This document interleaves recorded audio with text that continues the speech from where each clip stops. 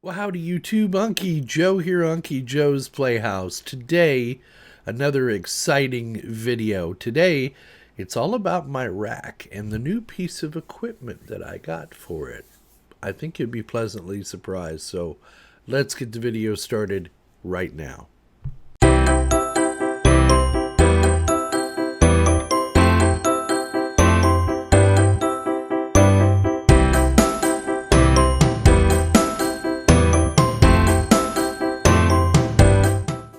So do y'all remember when I got this little unit and how happy I was with it as part of my Unify stack? This is the Unify Security Gateway, the entry-level one. It's about 80-90 bucks on Amazon.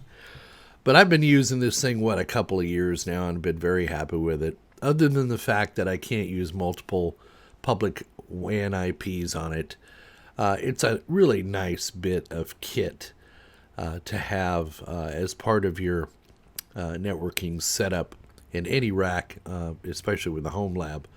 It's very powerful. I've been very happy with this, but it's time I grew up. I wanted to be able to do intrusion detection, intrusion prevention, get some more stats, that kind of thing. So why not, right? I think you know what this is leading to.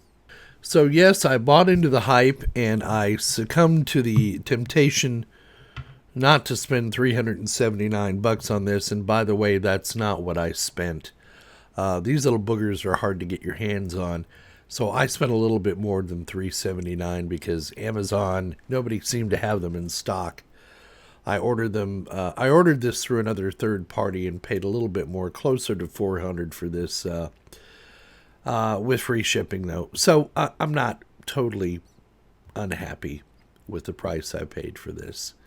And if I'd have waited a couple of weeks, I could have gotten it in a little bit later and saved a little bit more money. Yes, it's the Unified Dream Machine Pro. Now, the main reason I wanted to get my hands on one of these is because if you've ever run one of these and you have a stack like I have, I mean, let's face it, I have a 24-port Unify switch. I have a 10 gig Unify switch. Thank you, Sasha Lopez, for that donation. I have two of the PoE Unify switches. I have a Power over Ethernet Tough switch. Again, thank you to Sasha Lopez for that donation. So my whole rack and stack is Unify. And one of the problems with running a device like this without a cloud key or something is that you have to run the software on a workstation or in a Docker image or something of that sort. And I just got tired of having to do that. So one of the nice things about the Dream Machine Pro is that you can run that Unify OS within the Unify Dream Machine Pro. So that's another benefit. The other benefit is that you can put a disk drive in here and have the Unify surveillance system running on here, etc. I'm going to go over the basics of what this thing is doing for me today. The other benefit I get is I could do the intrusion detection, the intrusion prevention, whereas this little guy really wasn't geared to handle that kind of throughput. This unit is. I've only got a 100 megabit fiber connection. I could bump that up to 1 gigabit, but at this time I'm staying at 100 megabit. It's fine for me. I do want to make something clear though. I was not able to find a way to reliably back up my USG setup and restore it to this device. So what I did was I took screenshots of all my settings and decided to start from scratch. So when you initially set this device up, the front panel will walk you through it. I walked through it and I basically set it up using my iPhone and Bluetooth. And it was very trivial to get it set up. It was set up in a matter of minutes and it went out automatically connected to the internet. It got the software update to get it up to the 1.7 version of the firmware, which is the stable version. It's the one I'm running on it now. Connected up, got the firmware update, rebooted, everything was fine. I was going gangbusters. And then I was able to go in through the interface, through the Unify OS, and go ahead and get the rest of my network and my VLANs and all that set up. And I'm going to do a separate video on that. I just want to basically talk about the device today and show you how I got it set up in the rack. Now initially, and you'll see on these videos coming up, I initially set it up in my main rack and then changed my mind and decided it would be better suited to go into my telco rack and actually replace the Linksys switch that I had in my telco rack. Keep everything all Unify. So I made some changes to my rack and I was able to get it over there. Now, one of the things I don't like about this is that you have to be connected to the internet. You need to use an internet-connected account through the Unify OS. And the other day I noticed when my internet went down, I tried to log into this thing to see what was going on, and it wouldn't let me log in. So hopefully, I'll have to do a little more research on that, but hopefully Unify will do something to correct that. I don't want to have to log into my Unify account every time I try to log into this thing. That's kind of a sketchy way to do things. But as you can see, I could go ahead and get cameras for this thing for about $79.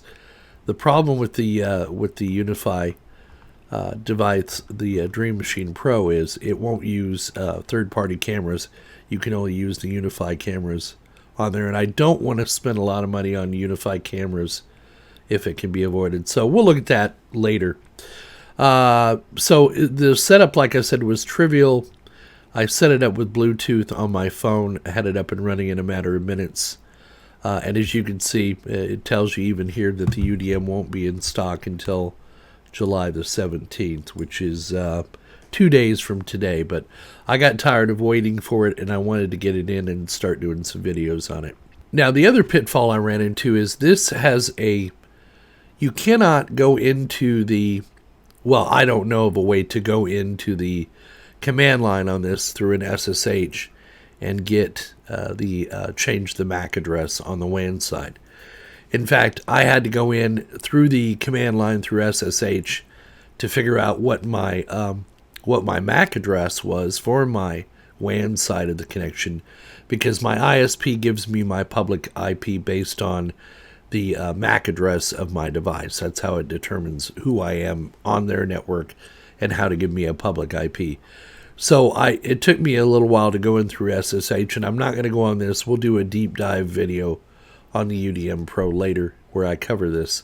But suffice it to say, I had to go in, get the MAC address, then call my ISP, give them a day to put it into their system, and then I was able to connect because they use DHCP on their fiber link. So while I was still able to connect up, I wasn't able to use my public IP for about a day or two. And in their defense, I installed this on a Saturday, called them on a Sunday, and by Monday morning they had my IP back up and running. So I was not down during that time.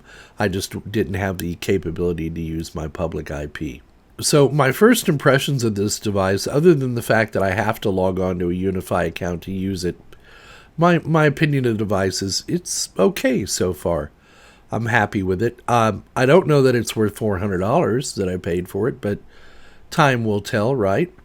It does give me a bunch of flashy stuff to look at, but frankly, I could put up a pfSense firewall and get more features out of it for a heck of a lot less money. But it's kind of fun having it around, having the whole Unify stack so we can see how it works.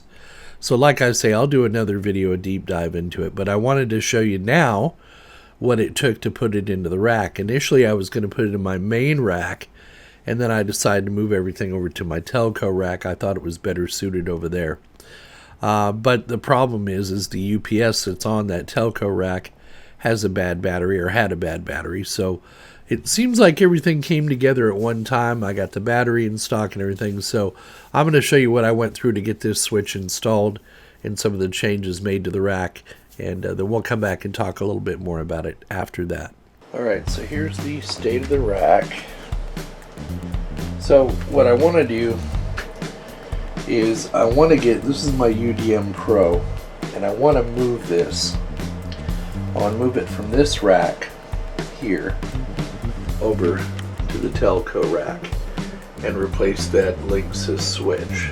So that means a couple things. One, this connection here is my fiber internet coming in.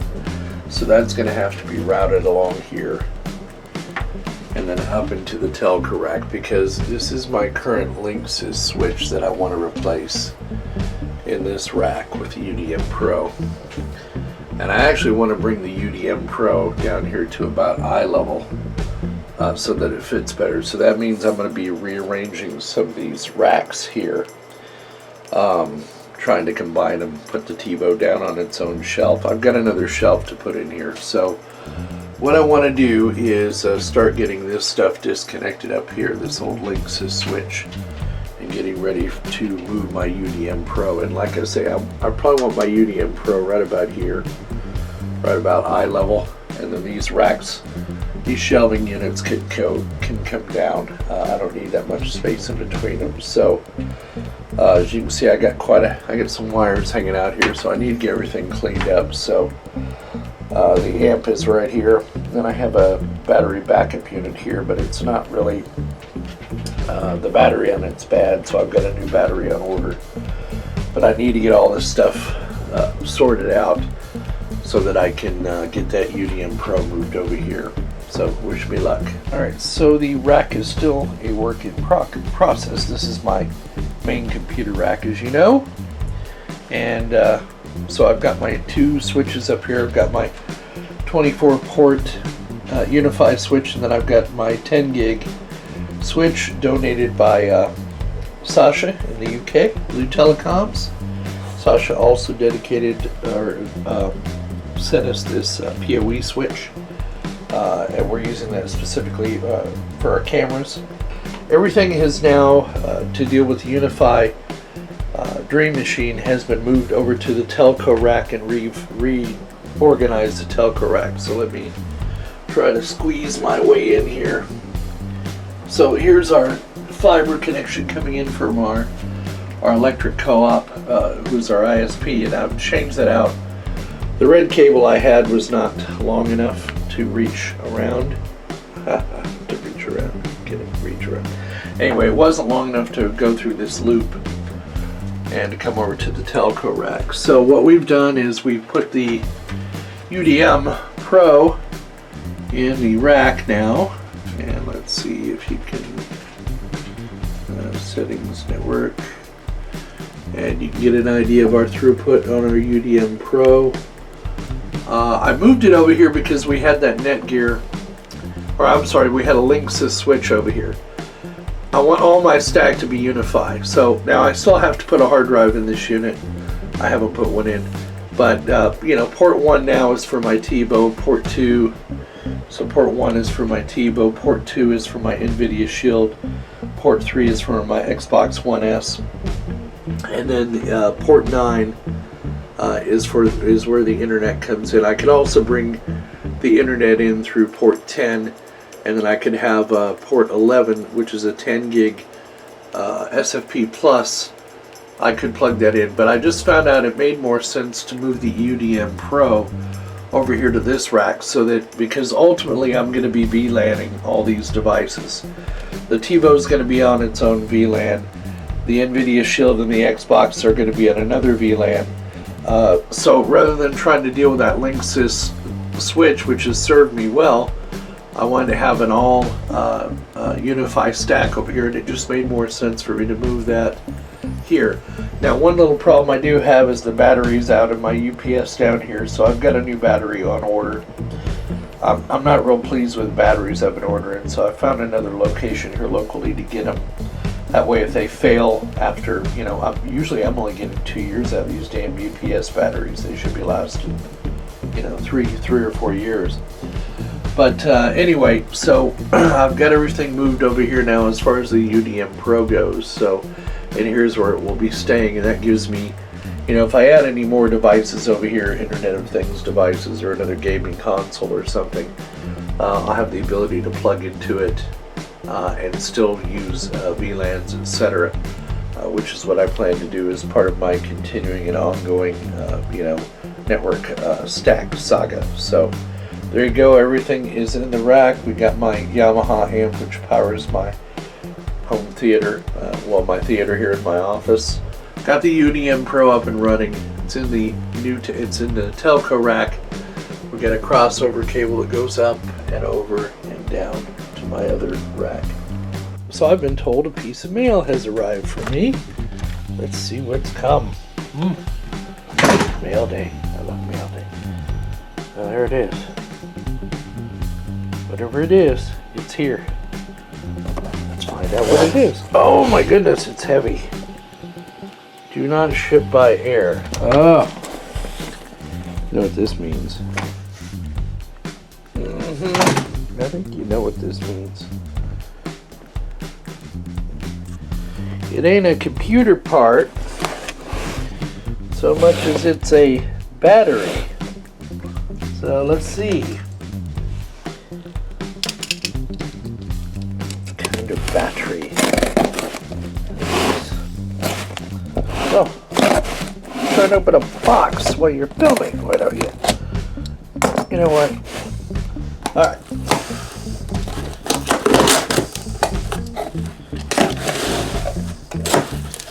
Yes, Virginia.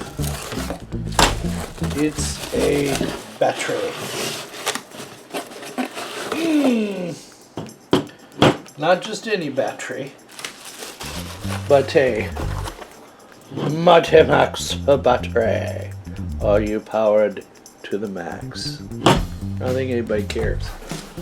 Okay, so what do we need this for? Well, let me show you. So that backup's UPS is what that battery is for, and it powers my entire teleco rack, with the exception of that big behemoth, the amplifier. But it powers my Xbox, my NVIDIA Shield, my main TiVo, and my UDM-PRO switch from you know who, Ubiquiti. So I need to shut down my switch. I'm going to need to shut down my TiVo and unhook everything and get this thing out there and get a new battery put into it. See if it fixes my problem.